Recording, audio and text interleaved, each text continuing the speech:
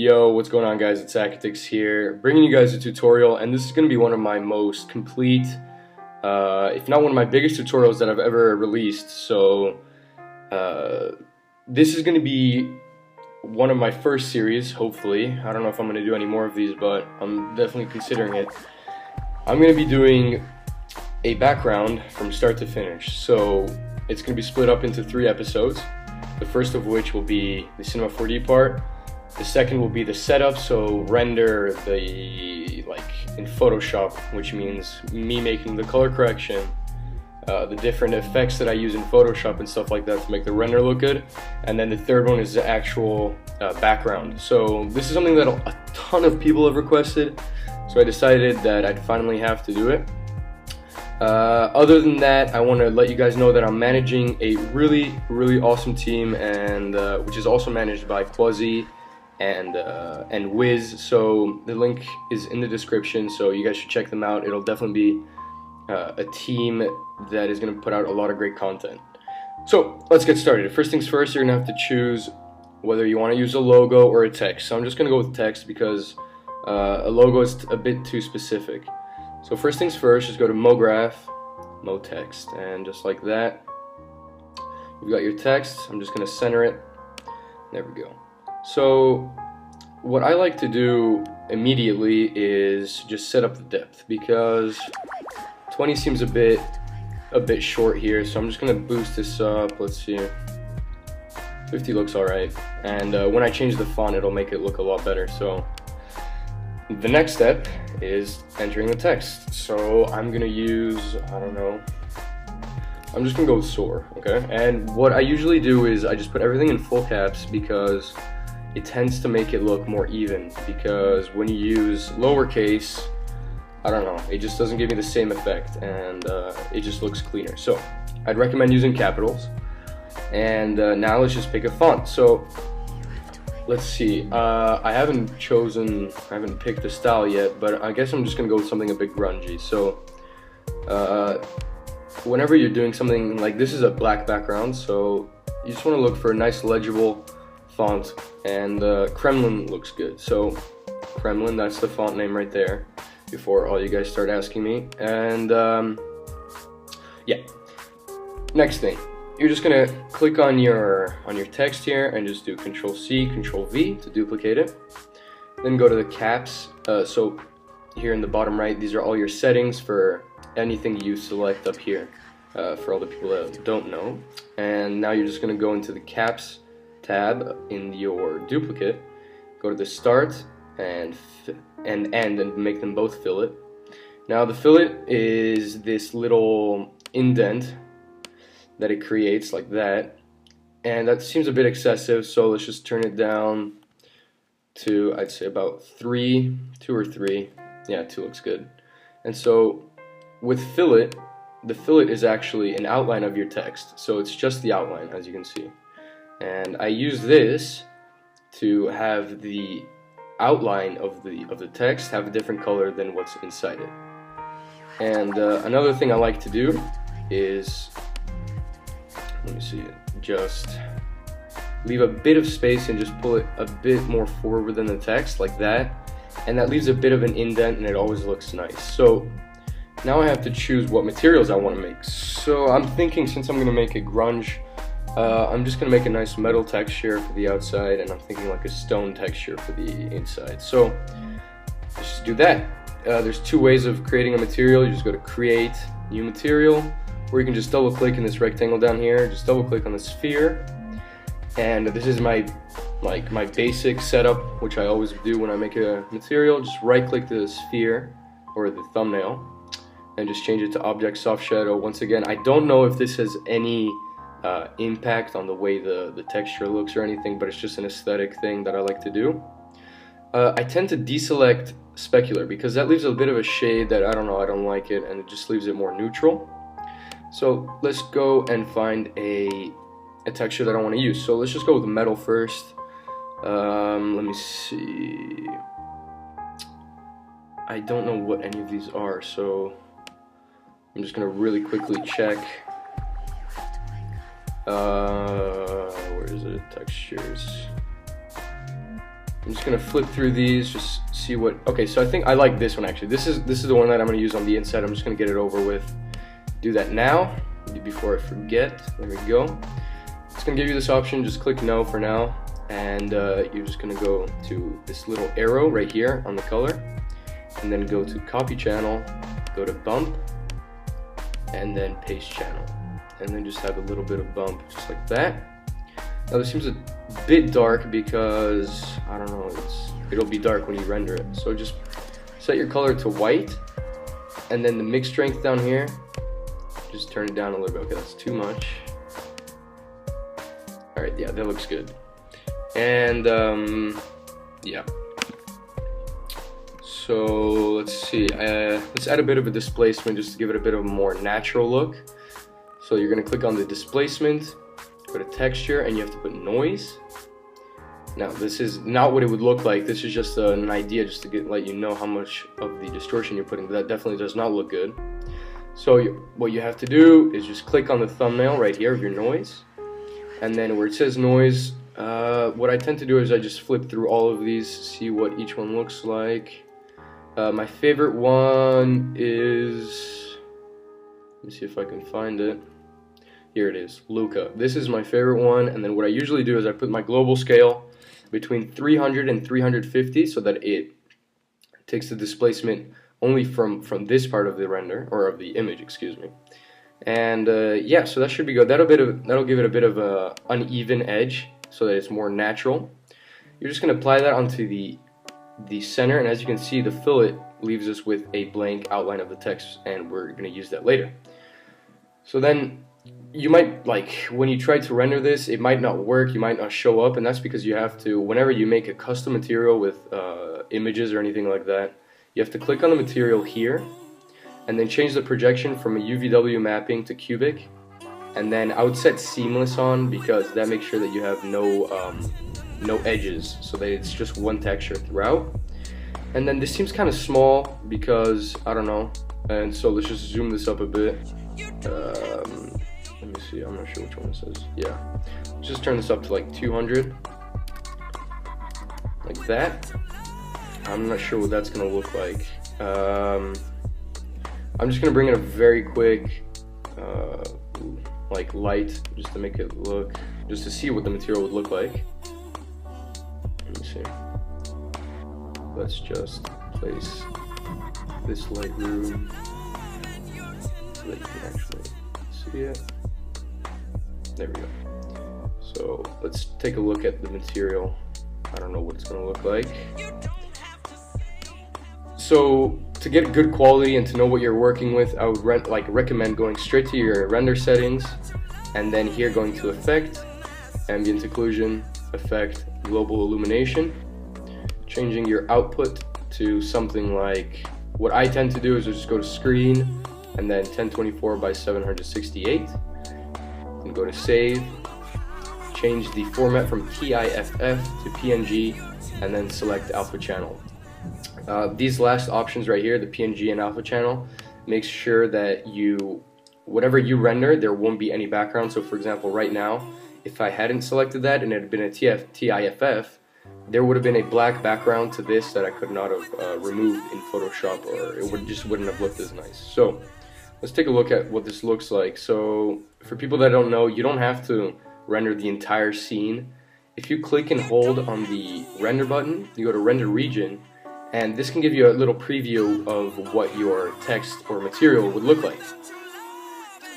So I'm actually, I think I'm just gonna make this a little bit less, and that doesn't seem right. I might have to make that smaller because the quality doesn't seem to be quite as good. Alright, that seems to be a bit better. I see the grunge now. Let's see what that looks like. So if you see that the material isn't looking natural or something like that, I would recommend just messing around with these options. They just shrink, or there we go, that looks much better. That looks like an actual grunge. And so now let's do our metal. So you do the same thing, just double click here, go to Object Soft Shadow, take off Specular, and let's bring in our grunge. So let's just look for something that's grungy here. these are most of the stocks that I use. Not bad. Some of the stocks that I use to make my materials. So let's see what else is here. I'm looking for a metal texture. Let's see. These are some futuristic ones. Graffiti. No, that one's kind of hard to work with. Let's see.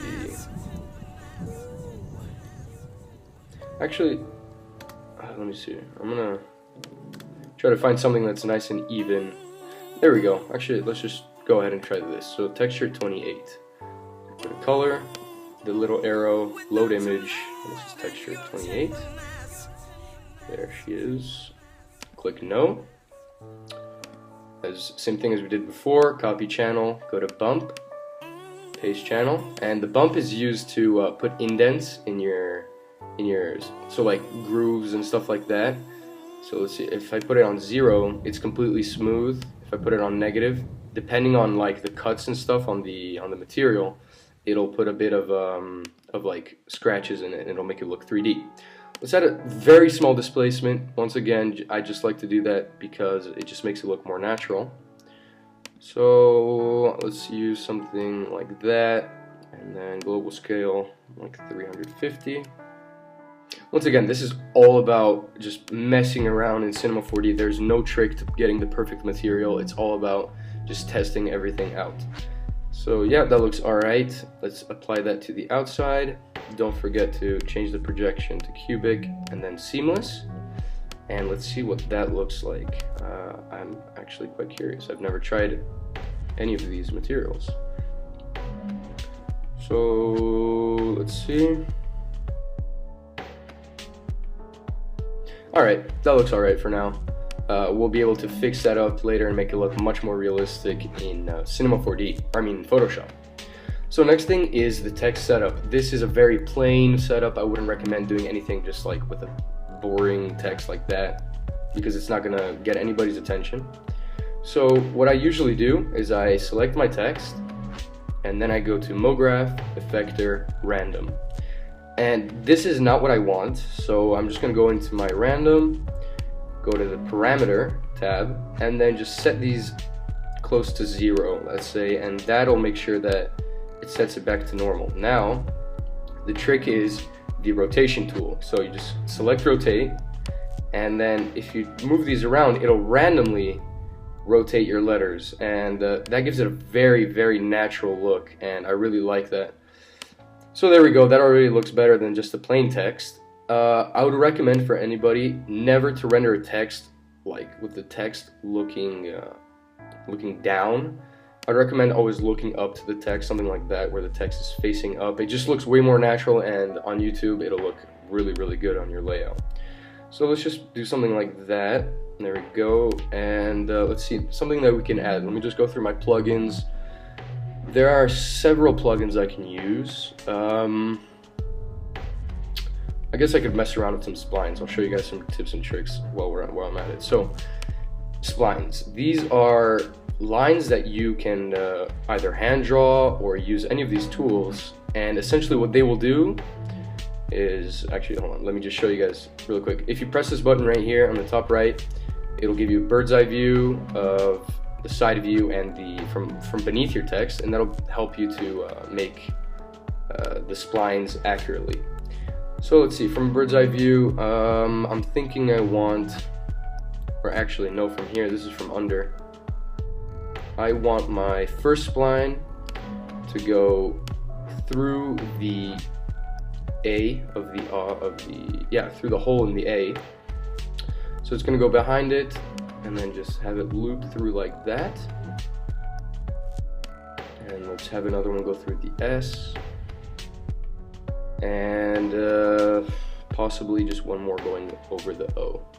Alright, and then you just click the top right on the first frame, and that'll bring you back to your normal view. So obviously these aren't going to be perfectly aligned to the way you did them before, because it's just not how it works. Obviously Cinema 4D makes things more complicated for you. So what you have to do is just manually realign them, and I would just fix them up. It's not that hard, it takes 2 seconds. Just do that for all of them. Actually, I like where that is. That's beneath it, and let's just rotate that up a bit. There we go. And let's push that forward. Just a tad. There we go. So now there's two ways of doing what I'm about to do. One of them is definitely more simple and it gives you a bit more variety, is using the plugin Reaper X. So Reaper X is free, you can download it. All you have to do is search Reaper X and it basically does everything for you. Excuse me. If you just drag and drop the Reaper X inside, it'll make it it'll like turn it into a 3D line as opposed to just a spline. So then let's just mess around with the options here. I don't like the radius, it seems too big. So let's just turn that down, turn down the strands, and then turn down the coils. So this is what I like about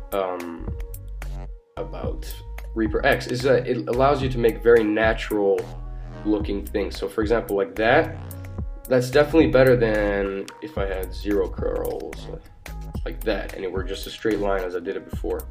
So let's just bring that back down to 8. There we go, I like the way that looks. And let me see, I'm just gonna add a bit more radius. There we go.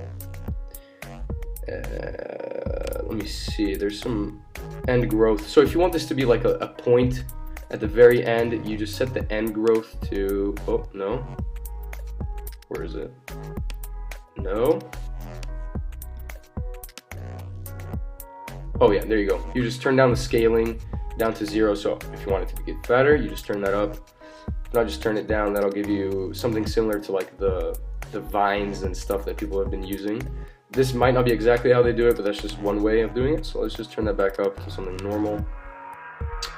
And the other way of doing it, without using any plugins, is you have your spline, you hold Alt on your keyboard, you go into your NURBS, and then you select the sweep NURBS while still holding Alt, and that puts your spline directly into the sweep NURBS. The next step is going to your spline menu, once again getting a circle, and then just dragging and drop that in between the spline and the sweep NURBS. Now this is going to look huge and retarded, so all you have to do is click on the circle and then just turn down the radius to something smaller, and as you can see, it did the same exact thing as Reaper X, but you won't get the same options that Reaper X gives you. So let's just turn down the radius. There we go, that looks fine. And I'll just copy paste that, remove this spline, and bring in this one. So now that we've got all of our splines nice and done, I think this looks a bit plain, so let's just add something else here. Let me think. You could like literally add anything. At this point, I would most likely add the SOAR logo at the end of each of these, so I'm just gonna go ahead and do that. File, merge, and where's the SOAR? There it is. Hit enter, and if it's way too big, you just go to your scaling tool, which is right here, and then just click and drag in, and that'll just scale it down. That looks perfect. And let's just position that. That's still a bit too big. So the shortcuts for this is E, T, and R for the main 3 tools you're going to use. So I'd recommend learning those. Let's just place this right at the end of my cube here. Set it into like a very natural rotation. You don't want it to be just sticking at the end of it. Let's bring that up a little bit. And now to make this 3D, same thing as, or similar to your sweep NURBS, you're just gonna hold Alt and then bring in an extrude NURBS. And extrude NURBS is for paths like AIs, while sweep NURBS is for splines. So there we go, we've got our 3D logo in there. Let me just bring that a bit forward because there we go. Let's duplicate that, put it on the end of this one. Let's just fix that up. There we go. And let's see, let's just do one more here. and just fix up the rotation on this once again.